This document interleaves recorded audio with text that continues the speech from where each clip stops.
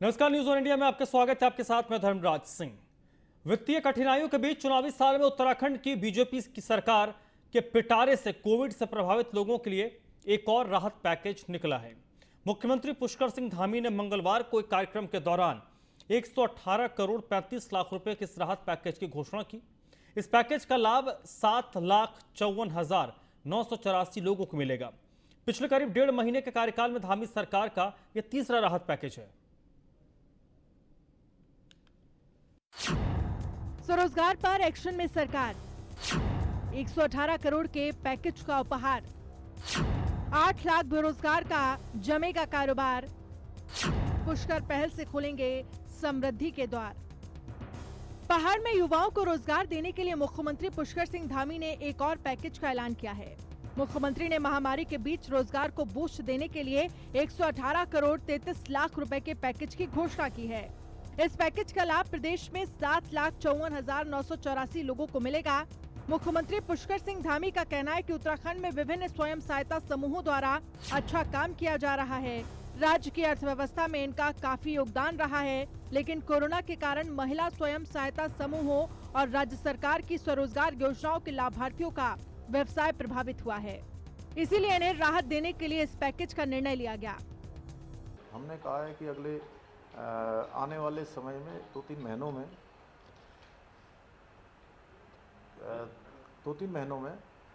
उन लोगों को सीधे सीधे लाभ पहुंचाने के, सीधे सीधे उनकी सहायता के रूप में 119 करोड़ रुपए का ये हमने पैकेज दिया, जो डीबीटी के माध्यम से उनके सीधे खातों में जाएगा। इसके साथ साथ स्वयं सहायता समूह के अलावा जो हमारे महिला मंगल दल है और हमारे युवक मंगल दल हैं, उनको भी जो है अगले 5 महीने तक ये सहायता प्रदान की जाए। भारतीय जनता पार्टी को उत्तराखंड की जनता ने उसके विकास के काम पर मोहर लगाते हुए अपना आशीर्वाद और प्यार दिया है और 2022 में भी इसी प्रकार भारतीय जनता पार्टी को पूर्ण बहुमत से उत्तराखंड की जनता दोबारा जो है सत्ता में ला रही है। उत्तराखंड सरकार के राहत पैकेज पर विपक्ष सवाल खड़े कर रहा है। कांग्रेस का कहना है ये चुनावी पैकेज है। 4.5 साल तक बीजेपी सोती रही है और राज्य का विकास ठप कर दिया। स्वास्थ्य व्यवस्थाओं को आपने ठीक नहीं किया, आपने सड़कों को ठीक नहीं किया। अब आपको केवल रोजगार भी अभी दिख रहा है, आपको लोगों की मदद भी आज दिख रही है, लेकिन सच्चाई में यह है कि उत्तराखंड के लोग महंगाई से त्रस्त हैं, बेरोजगारी से युवा त्रस्त है। महिलाएं जो है वो देख रहे हैं कि उन्होंने कहा था शराबबंदी, ये सरकार शराबबंदी नहीं कर पाई, बजाय उल्टा घर घर शराब बांटने का काम कर दिया। तो ये केवल सगुफा है चुनावी। एक मैं कहूँगा कि चुनाव वर्ष में मुख्यमंत्री जी कहीं ना कहीं अपनी बात कह रहे हैं, लेकिन इसका फर्क पड़ने वाला नहीं है। अपने करीब 2 माह के कार्यकाल में मुख्यमंत्री पुष्कर सिंह धामी ने राज्य की जनता को तीसरा बड़ा आर्थिक राहत पैकेज दिया है। हालांकि विपक्षी दलों को इसके पीछे राजनीति और चुनाव नजर आते हैं, जबकि भारतीय जनता पार्टी सीधे तौर पर कांग्रेस पर सवाल खड़ा कर रही है। देखना होगा ये आर्थिक पैकेज जनता की कितनी मदद करता है और आम आदमी को इसको कितना समय से लाभ मिल पाता है। कैमरामैन अनूप भट्ट के साथ Sudeep Jain, news one India, Dehradun. तो धामी सरकार के इस स्पेशल पैकेज को लेकर आज हम बात करेंगे कि पैकेज का तो ऐलान हो गया, लेकिन ये आम लोगों तक, जिन लोगों के लिए इसका ऐलान हुआ है, उन लोगों तक इसका फायदा पहुंचाने का रोड मैप सरकार के पास क्या है। और इस चर्चा मेरे साथ शादाब शम्स जुड़ रहे हैं, प्रवक्ता है भारतीय जनता पार्टी के, गरिमा दसौनी कांग्रेस पार्टी की प्रवक्ता हैं और संजय भट्ट आम आदमी पार्टी के प्रवक्ता। बहुत बहुत स्वागत आप तीनों का। पहला सवाल शादाब शम्स साहब, रोड मैप क्या है सर? क्या ये चुनावी ऐलान है, चुनावी पैकेज है, या फिर वाकई इसको ग्राउंड पर उतारने की प्लानिंग पहले तय हुई है फिर पैकेज का ऐलान किया गया? धर्मराज जी, हम चुनाव आज सोचते नहीं है, न करते। अपना काम है, हमारी जिम्मेदारी है। हम सब लोग जानते हैं कि एक पैंडेमिक से कारोबारियों की कमर टूटी है। जो छोटे कारोबारी हैं पूरी तरह से अगर देखा जाए तो बर्बाद हो गए, और इसलिए हमारी सरकार ने ये तय किया है कि हम एक सहयोगी की, एक साझेदार की भूमिका निभाएंगे। जिनकी कारोबार टूटे, उनके कारोबार को खड़ा करने में हम उनकी सहायता करेंगे, चाहे वो महिला सहायता समूह हो, या छोटे होटल व्यवसायी हो, राफ्टिंग हो, तमाम लोग जो जिनके कारोबार टूटे हैं, जो टैक्सी चालक हैं, जो अपने अपने व्हीकल्स चलाते हैं, हम सब जानते हैं कि उनकी पूरी तरह से कमर टूट गई। उनको कैसे खड़ा करना है उनके पैरों पे, इस बात के लिए सरकार बहुत संजीदा है और इसलिए सरकार ने 118 करोड़ का पैकेज, ये एक सहायता पैकेज के रूप में, उपहार के रूप में देना तय किया है। मुझे लगता है कि अगर किसी को इस बात से किसी के पेट में दर्द होता है तो हो, हमें लगता है हमारा काम लोगों की सेवा करना है और हमने लगातार उस काम को करने का काम किया है। अभी मैं सुन रहा था आपके पैकेज में कहा गया कि ऐसा हुआ, इन्होंने पहले कुछ नहीं किया। 7.5 लाख स्वरोजगार योजना हमने पहले दी। हमने लोगों को कैसे उसके पैरों पे खड़ा किया जाता है, पहाड़ के अंदर जाइए और देखिए कि कैसे हमने उद्योग को, पर्यटन को उद्योग का दर्जा दिया, कैसे होम स्टे बने। वो तो बदकिस्मती समझिए कि कोरोना 1 कोरोना 2 आ गया और पहाड़ पे जो टूरिस्ट जिस तरह से तेजी से आना था उस तरह से, क्योंकि पूरी तरह से ब्लॉक हो गया और हम पूरी तरह से, हमारी आर्थिकी तीर्थाटन और पर्यटन पे टिकी रहती है, तो हम कहीं ना कहीं टूटे हुए हैं। चलिए, मतलब कि आप नहीं, आपने कहा कि हम चुनाव, भारतीय जनता पार्टी चुनाव की नहीं सोचती है, वो लोगों की सेवा करने के लिए इस पैसे का ऐलान किया गया और कोई क्या कहता है इससे आपको कोई फर्क नहीं पड़ता। गरिमा दसवानी जी, भाई क्या दिक्कत है आप लोगों को, अगर लोगों को मदद सरकार कर रही है, सरकार होती इसी चीज के लिए है। ये हुई कि कपड़ों की तरह तो आपने मुख्यमंत्री यहाँ बदल दिए प्रदेश के अंदर, लेकिन तीनों मुख्यमंत्री रोजगार स्वरोजगार की सिर्फ बातें करते हुए दिखाई पड़े, अखबारों में विज्ञप्तियां निकालते हुए दिखाई पड़े, लेकिन धरातल पर कोई नौकरी, कोई स्वरोजगार ये शुरू नहीं कर पाए। इन्होंने इन्वेस्टर्स समिट के टाइम पर, जब इनके वहां इन्वेस्टर्स समिट हुआ था, इन्होंने कहा था कि हमारे 1,40,000 करोड़ के एमओयू साइन हुए और यही शादाब शम्स थे मेरे संग तमाम डिबेट्स में। मैं शादाब शम्स जी से पूछना चाहती हूँ कितने करोड़ आ गए धरातल पर, जरा बताइए। और आप कह रहे हैं कि कोरोना 1 आ गया, कोरोना 2 आ गया, इसलिए टूरिस्ट नहीं आ पाए हमारे प्रदेश में। जो प्रवासी आए थे भाई, उनको कितना संभाल लिया आपने? टूरिस्ट की तो छोड़िए, मेहमानों की तो छोड़िए, हमारे जो घर के लोग आए थे उनको अपनी योजनाओं और घोषणाओं पर कितना विश्वास दिला पाए आप लोग? उनके पैरों में बेड़ियां डालने के लिए हम पलायन, रिवर्स पलायन की कोशिश, एड़ी चोटी रगड़ दी सारी सरकारों ने कि रिवर्स पलायन हो जाए, हमारे जो बियाबान पड़े हुए गांव हैं वो एक बार पुनः आबाद हो जाएं, क्योंकि सामरिक दृष्टि से हमारा प्रदेश बहुत ज्यादा महत्वपूर्ण प्रदेश है। हमारी जो सीमाएं हैं वो दूसरे देशों से लगी हुई है और हमारे जो गांव खाली हो रहे हैं वो सुरक्षा की दृष्टि से बहुत खतरनाक है प्रदेश के लिए और देश के लिए। इसलिए हम चाहते थे कि आबादी फिर से बस जाए और वो हुआ। वो प्रकृति की देन कह लीजिए या मजबूरी का रिवर्स पलायन कह लीजिए। इनके आंकड़ों के हिसाब से 4 से 5 लाख प्रवासी पहली लहर में आया, लगभग 3 लाख इस बार आया। आप कितनों को रोक पाए? आपके पलायन आयोग की रिपोर्ट कहती है कि 99% लोग वापस लौट गए। वो इसलिए लौटे क्योंकि आपकी योजनाओं में दम नहीं था, वो इसलिए लौटे क्योंकि आप में विजन नहीं था उनको रोकने के लिए। आप कोई आउट ऑफ बॉक्स स्कीम उनके लिए नहीं ला पाए कि वो प्रवासी, कौन चाहता है कि अपनी जन्मभूमि से दूर हो जाए? कौन चाहता है अपनी जड़ों से दूर होना? ठीक है, ठीक है। इन्होंने शिक्षा के अभाव, क्या अभाव में वो दे देते तीनों चीजें उनको, तो वो प्रवासी बंधु। ठीक है, एक पॉइंट इन्होंने रेज किया है कि भाई आपने जो ऐलान किए उसका एग्जीक्यूशन कहां नजर आया। ठीक है, संजय भट्ट साहब, ये मुझे बताइए, इस आर्थिक पैकेज को आपकी पार्टी किस रूप से ले रही है?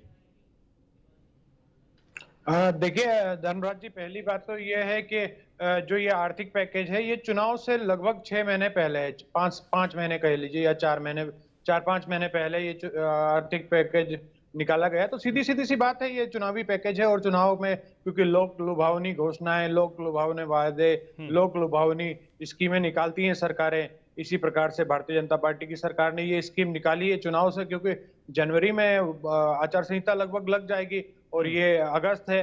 तो सीधी सी बात है, 4 महीने बाद जब आचार संहिता लगनी है तो उसके लिए ये निकाला गया है ताकि चुनाव में जो पिछले 4.5 साल में इन्होंने उत्तराखंड को पूरा रूप से बर्बाद किया, उत्तराखंड में कोई काम नहीं हुआ, सिर्फ और सिर्फ लूट हुई, चाहे वो कोई सी भी लूट आप कह लीजिए, भू कानून हटाकर जो गैरसैंण में लूट की उसकी बात कर लीजिए, या आप वो बात कर लीजिए कि हरिद्वार में जो कुंभ के दौरान फर्जी कोरोना टेस्ट में करोड़ों की लूट हुई, या जो पुल गिर गए या दूसरी काम हुए, वो सब दबाने के लिए ये लोग आखिरी 6 महीने में जैसा होता है कि विधायक भी कब दिखाई देता है आखिरी 6 महीने में, वो जो उनकी विधायक निधि है वो कब खर्च होती है आखिरी 6 महीने में। जब 4.5 साल कुछ नहीं करते हैं और जनता भूल जाती है कि 4.5 साल कुछ नहीं किया, उस चीज का ये लोग फायदा उठाते हैं। अभी अभी की ताजा बात है, इन्होंने जो स्वयं सहायता समूह की महिलाएं जो उनका काम करती है, उनका काम छीनकर एजेंसी को देने का काम किया है, जिसके बाद तिलू रोतेली पुरस्कार भी 2 महिलाओं ने लौटाने का काम किया है। वो कोई इन्हीं मुख्यमंत्री की अभी ताजी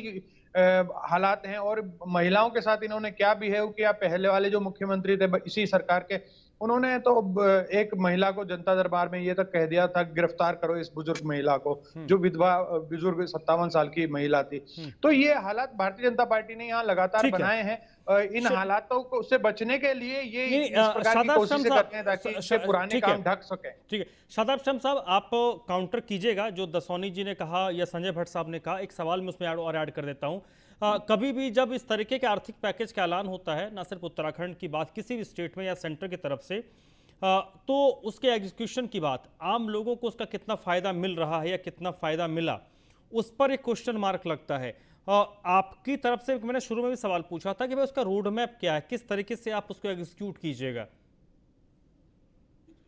पहली बात तो ये कि हम लोगों ने तय किया है कि जिन युवाओं को लोन्स की लंबी लंबी लाइनों में लगना पड़ता है, जिन बेरोजगारों को, उन्हें सीधा सीधा हम कैंप्स लगाएंगे और हमने अधिकारियों की जिम्मेदारी सुनिश्चित की है कि उन लोगों को सीधा सीधा लाभ मिले। जो नए रोजगार करना चाहते हैं, जो बेरोजगार है, उन्हें स्वरोजगार के लिए जो लोन्स देने वो प्रोवाइड कराएंगे। और पूरी ईमानदारी के साथ हमारा ये लक्ष्य है कि उसकी मॉनिटरिंग खुद हमारे तमाम नेतागणों के माध्यम से, जनप्रतिनिधियों के माध्यम से हम उसकी कराएंगे। दूसरी बात, मैंने एक बात कांग्रेस की प्रवक्ता ने प्रश्न उठाया, उन्होंने कहा कि आप तो इन्वेस्टर समिट लाए थे, वो पैसे का क्या हुआ, कहाँ गया वो पैसा? 39,000 करोड़ रुपए आया। आप शायद वो चश्मा आपके पास नहीं है जो विकास को देख सके, और बदकिस्मती है ना देख पाओ, कोई बात नहीं, जनता देखना चाहिए, आपको तो दिखाई देगा भी तो भी आप आंख बंद कर लेंगे। हमने जितनी आप अगर देहरादून की बात करूं तो विकास नगर में जो हमारी गंग नहर है उसके दोनों तरफ सोलर पैनल्स आपको नजर आएंगे। पहाड़ में आपको अलग अलग जगह सोलर पैनल्स नजर आएंगे, क्योंकि लोगों ने उस जगह भी एक अच्छा इन्वेस्टमेंट हमारे पास आया है। इन्होंने कहा कि ये उद्योगों की बात कर रहे थे कि जी आपने हमारे क्या किया इस प्रदेश के लिए। अरे हमने जो औद्योगिक पैकेज छीना, आप युवाओं के रोजगार की बात तो वो लोग जिन्होंने हमारा औद्योगिक पैकेज छीना, हमारे पीठ में छुरा घोपा, हमारे युवाओं का हक छीन लिया, जो अटल जी ने औद्योगिक पैकेज दिया, पहली कोई ऐसी बेशरम सरकारें होंगी जिन्होंने दिया हुआ दूसरे को, और ये आई सरकार कांग्रेस की सत्ता में और हमारे युवाओं को औद्योगिक पैकेज छीन लिया। आज ये चिंता दिखा रहे हैं, घड़ियाली आंसू बहा रहे हैं युवाओं के लिए। तब कहां सो गए थे, तब भूल गए थे। 10 साल इस प्रदेश में आपकी हुकूमत रही, बताइए आपने क्या किया? 2 काम गिना दीजिए अगर 2 काम आपने किए हो। सिर्फ निकम्मापन और केवल झूठ की राजनीति करनी। इनसे पूछिए कोरोना 1 कोरोना 2 में जब लोग मर रहे थे, कहां थे इनके नेता? ऐसी कमरों में बैठे हुए थे। अगर लोग गालियां दे रहे थे तो गालियां खाने के लिए भी भारतीय जनता पार्टी का कार्यकर्ता था।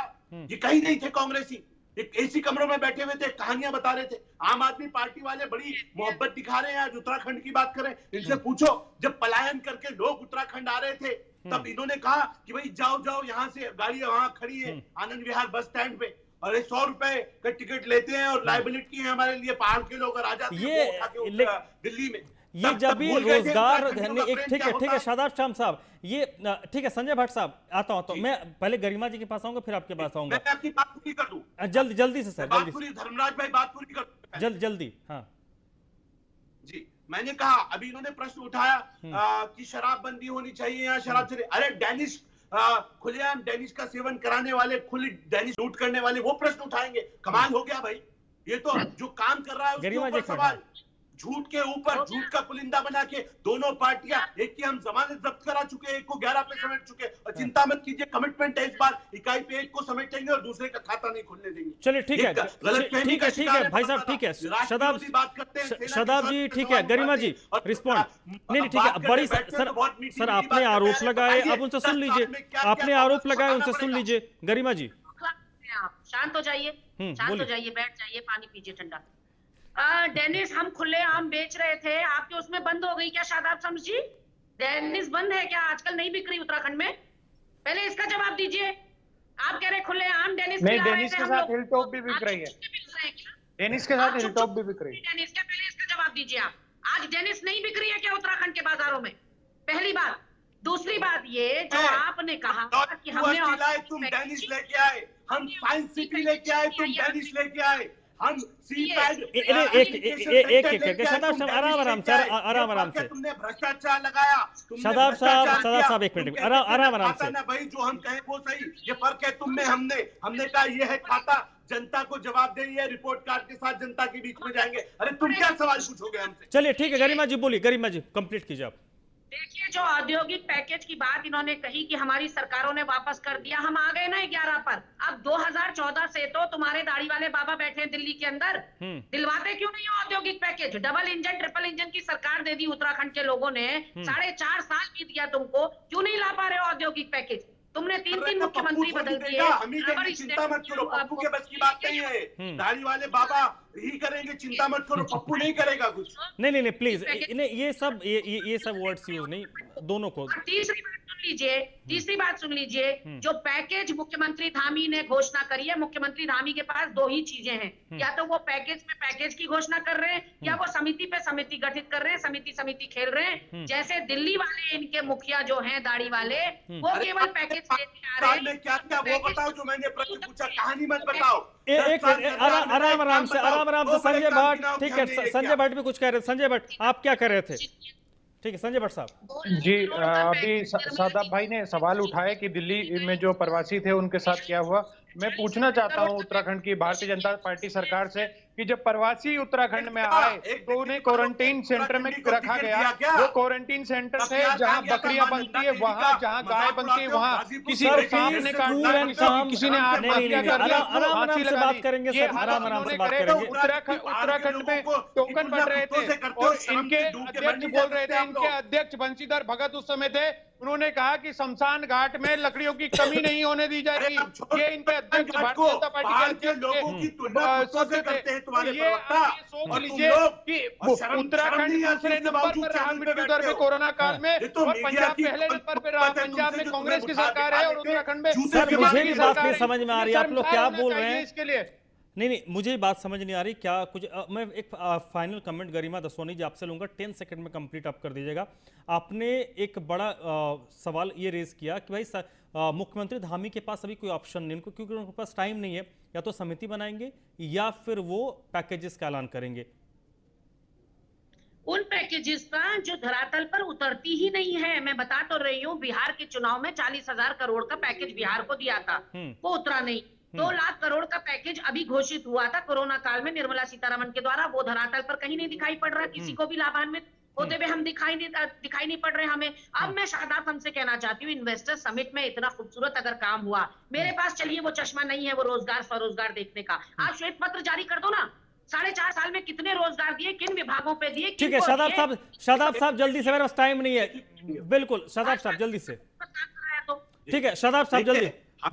विकास में अब माननीय मुख्यमंत्री जी ने तय किया है कि इस साल 10,000 ग्राम विकास में हम रोजगार देंगे, समाज कल्याण में 1,500 भर्तियां निकालेंगे, पशुपालन विभाग में 4,000 भर्तियां, शहरी विकास में 26,000 भर्तियां, उद्योग विभाग में 4500 भर्तियां, पर्यटन में 500 और होम स्टे अलग से।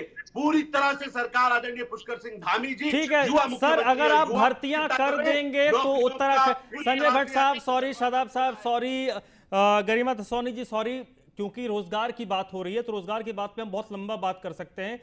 जिन विभागों में रोजगार की बात उन्होंने कही, अगर वैकेंसीज है सरकार उसमें रिक्रूटमेंट कर देती है तो भारतीय जनता पार्टी के लिए फायदे की बात होगी, और फायदा उत्तराखंड के युवाओं को होगा, जिसका कंसर्न हमें ज्यादा है कि उत्तराखंड के युवाओं को फायदा होना चाहिए, उनको उनके हाथ में रोजगार आना चाहिए। इश्यू बड़ा है, लेकिन सरकार को भी सोचना चाहिए कि पैकेज का ऐलान करने के साथ साथ सरकार उसको ग्राउंड पर भी इंप्लीमेंट करे। बहुत बहुत शुक्रिया शादाब साहब इस चर्चा मेरे साथ जुड़ने के लिए। गरिमा दसोनी जी आपका भी बहुत बहुत शुक्रिया। संजय भट्ट साहब आपका भी बहुत बहुत शुक्रिया। तो आज की चर्चा में बस इतना ही।